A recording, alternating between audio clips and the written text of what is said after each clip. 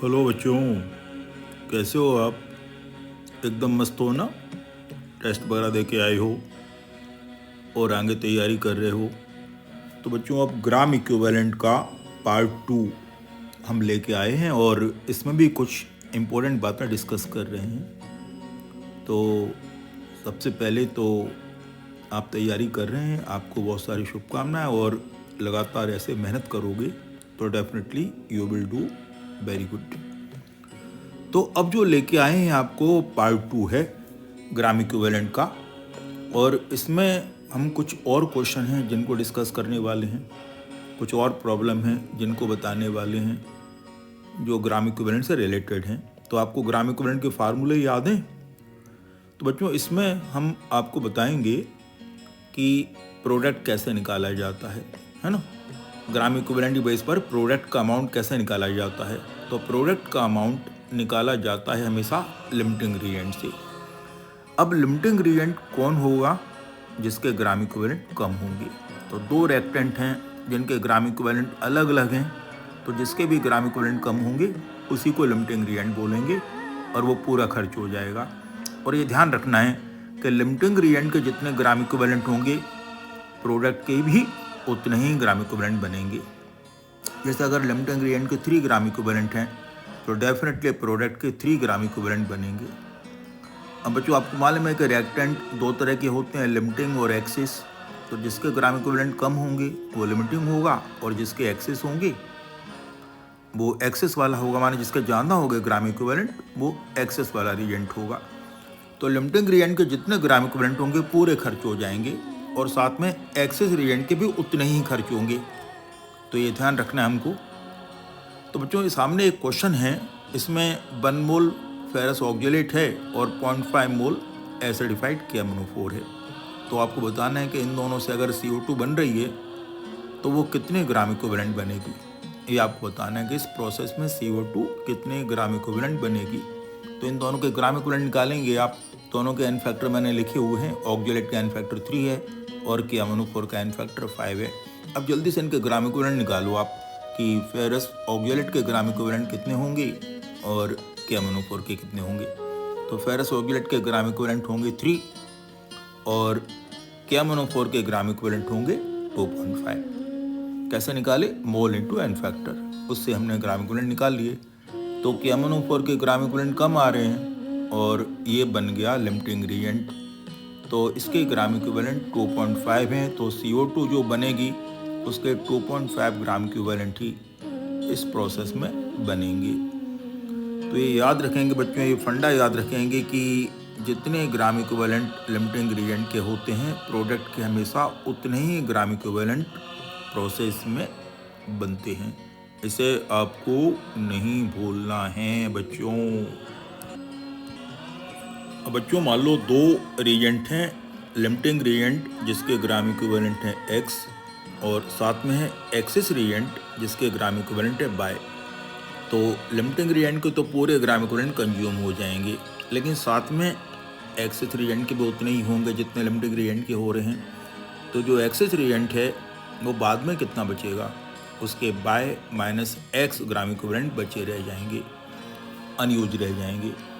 तो ये याद रखेंगे, कम ग्राम इक्विवेलेंट वाला लिमिटिंग होता है, ज़्यादा वाला एक्सेस होता है। लिमिटिंग वाला पूरा खर्च हो जाएगा, और जो ज़्यादा है वो कितना बचेगा, तो वो Y माइनस X बचेगा। और Y क्या है? ग्राम इक्विवेलेंट उसके ज़्यादा है, वो Y है। तो ये समझ में आ रहा होगा कि जो एक्सेस रिएजेंट है उसका कितने ग्राम इक्विवेलेंट बाद में प्रोसेस में बचे हुए रह जाते हैं। तो ये भी एक कठिन बात हमने आसानी से सॉल्व कर ली।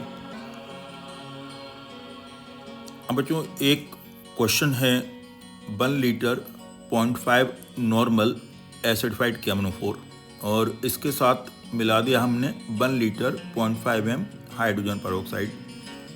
तो आपको बताना है कि इसमें कौन सा रिएजेंट एक्सिस में है और बाद में कितना बचेगा। H2O2 का एन फैक्टर 2 होता है। तो इसमें निकालना पड़ेगा आपको लिमिटिंग रिएजेंट कौन है, वो तो पूरा खर्च हो जाएगा, और साथ में एक्सिस रिएजेंट के भी उतने ही ग्राम इक्विवेलेंट खर्च हो जाएंगे जितने लिमिटिंग के हो रहे हैं। तो आप बड़ी आसानी से निकाल लोगे कि बाद में एक्सिस रिएजेंट के कितने ग्राम इक्विवेलेंट बचेंगे। आपको ये ऑप्शन दिए हैं, 4 ऑप्शन, 0.5, 0.5 दूसरा दिया है, तीसरा दिया है। इनमें से आपको करेक्ट ऑप्शन सिलेक्ट करके बताना है। अभी चाहो वीडियो फ्रीज करके आप सॉल्व कर सकते हो। तो इसमें से करेक्ट आंसर आप बता करके मुझे कमेंट बॉक्स में इसका आंसर आप लिखोगे कि कितने ग्राम इक्विवेलेंट एक्सेस रीजेंट के बचने वाले हैं इस प्रोसेस में। बच्चों एक और क्वेश्चन है, 1 लीटर 0.05 m मोहर सॉल्ट जिसका एन फैक्टर 1 होता है। तो बताना ही ये कि अगर इसकी रिएक्शन एसिडिफाइड पोटेशियम डाइक्रोमेट से करें तो उसका कितना वॉल्यूम कंज्यूम होगा। यहाँ पर K2SiO7 की कॉन्सेंट्रेशन 0.01 है और एन फैक्टर है 6। क्वेश्चन बहुत आसान है। इसमें हमें मोहर सॉल्ट का मोलरिटी और वॉल्यूम दिया है। Molarity into volume into n factor equal to gram equivalent बन जाएगा। माने इनडायरेक्ट हमें ग्राम इक्विवेलेंट दिए गए हैं और पोटेशियम डाइक्रोमेट की मोलरिटी दी गई है और निकालना है वॉल्यूम। तो आप लिख दोगे molarity into volume into n factor of first reactant equal to molarity into volume into n factor of second reactant. दोनों की मोलरिटी मालूम है और दोनों का एन फैक्टर मालूम है। इंतजार किस बात का है, फटाफट करोगे और बताओगे आंसर कितना आएगा इसका। तो बच्चों इसमें मोहर सॉल्ट के ग्राम इक्विवेलेंट कैसे निकालेंगे, मोलरिटी मालूम है तो ग्राम इक्विवेलेंट निकाल पा रहे हैं हम। इसका सॉल्यूशन है पिछले क्वेश्चन का। और आप देख रहे हो जब दोनों के ग्राम इक्विवेलेंट मालूम हो तो सवाल करना कितना ज़्यादा आसान हो जाता है। हमें ये भी नहीं पता मोहर सॉल्ट का फार्मूला क्या है या ये भी नहीं मालूम इनमें क्या रिएक्शन हो रही है, फिर भी हमने बड़ी आसानी से ना कोई क्वेश्चन लिखा ना बैलेंस करने की नीड हुई। बस दिक्कत ये आ सकती है, आपको एन फैक्टर करेक्ट मालूम होना चाहिए। तो आपको एन फैक्टर से रिलेटेड एक वीडियो और बनाएंगे, इसमें आप बहुत इजीली निकालना सीख जाओगे कि एन फैक्टर कैसे निकाला जाता है। थोड़ा वेट करना पड़ेगा क्योंकि जब ये कंसेप्ट पूरा हो जाएगा उसके बाद ही उसी वीडियो का नंबर आएगा। आई होप इसमें कोई दिक्कत नहीं आ रही है। आपने बड़ी आसानी से सवाल को कर लिया और वॉल्यूम निकाल लिया डाइक्रोमेट का कि डाइक्रोमेट का कितना वॉल्यूम इस प्रोसेस में लगने वाला है ना बच्चों, कर लिया ना आपने। अब बच्चों एक क्वेश्चन है जो आपको करना है, इसमें मैंने सॉल्व नहीं किया, ये आपको करना है।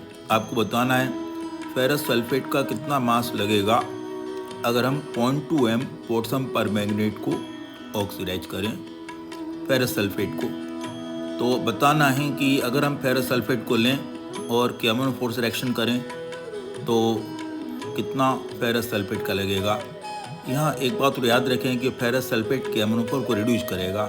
मैंने यहाँ लैंग्वेज थोड़ी सी गड़बड़ लैंग्वेज हो गई है ये, लेकिन आपको बता रहा हूँ कि KMnO4 ऑक्सीडाइजिंग एजेंट है जो कि फेरस सल्फेट को ऑक्सीडाइज करेगा। तो आपको ग्राम इक्विवेलेंट से करना है इस क्वेश्चन को। Gram equivalent of ferrous sulphate equal to gram equivalent of KMnO4। I hope इस क्वेश्चन को आप इजीली कर पाओगे। एक और क्वेश्चन है और ये आयोडोमेट्री टाइट्रेशन से रिलेटेड है और बड़े प्यार से आपको इस सवाल को करना है। इसमें पूछा हुआ है what volume of 0.4 m sodium thiosulphate, माने सोडियम थायोसल्फेट का कितना वॉल्यूम लगेगा जो किससे रिएक्शन करे, जो आयोडीन से रिएक्शन करे। और वो आयोडीन कहाँ से आए, वो आयोडीन आए 0.04 मोल ऑफ KI से, साथ में अगर 50 ml of 0.2 m copper sulphate मिलाया जाए उसके अंदर। इसका मतलब हुआ कि अगर हम कॉपर सल्फेट और KI से आयोडीन बनाएं तो उतनी आयोडीन से रिएक्शन करने के लिए कितना सोडियम थायोसल्फेट चाहिए। अब बच्चों इसमें हम क्या करेंगे, हम लिखेंगे gram equivalent of sodium thiosulphate equal to gram equivalent of limiting ingredient. तो देख लेंगे KI और कॉपर सल्फेट में कौन लिमिटिंग इंग्रेडिएंट होगा। तो बच्चों इस क्वेश्चन को सॉल्व करोगे, आंसर बताओगे। आपको दशहरे की बहुत बहुत शुभकामनाएं। विजयादशमी में आपकी विजय हो, जय हो और आप आगे बढ़ते रहें। Thank you very much.